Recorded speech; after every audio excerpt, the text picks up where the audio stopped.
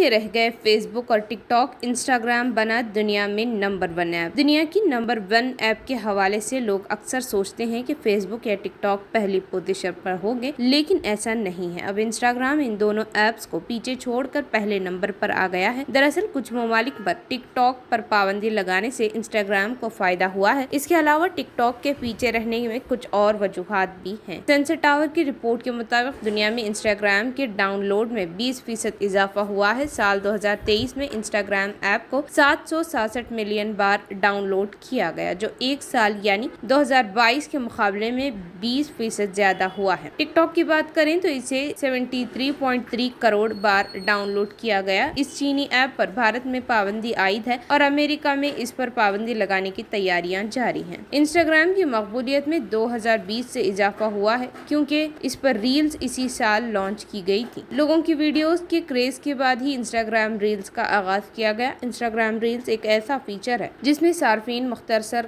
Clips بنا کر اس plate form پر video share کر سکتے ہیں۔ انسٹاگرام کا ریلز فیچر نوجوان نسل میں سب سے زیادہ مقبول ہے۔ نوجوان مختلف موضوعات پر ویڈیوز بنا کر انسٹاگرام پر شیئر کرتے ہیں۔ یہ انسٹاگرام ایپ کی بڑھتی ہوئی مقبولیت کی ایک بڑی وجہ ہے۔ ڈاؤن لوڈز کے لحاظ سے انسٹاگرام دنیا کی نمبر 1 ایپ بن چکی ہے، لیکن وقت گزرنے کے معاملے میں ٹک ٹاک اب بھی آگے ہے۔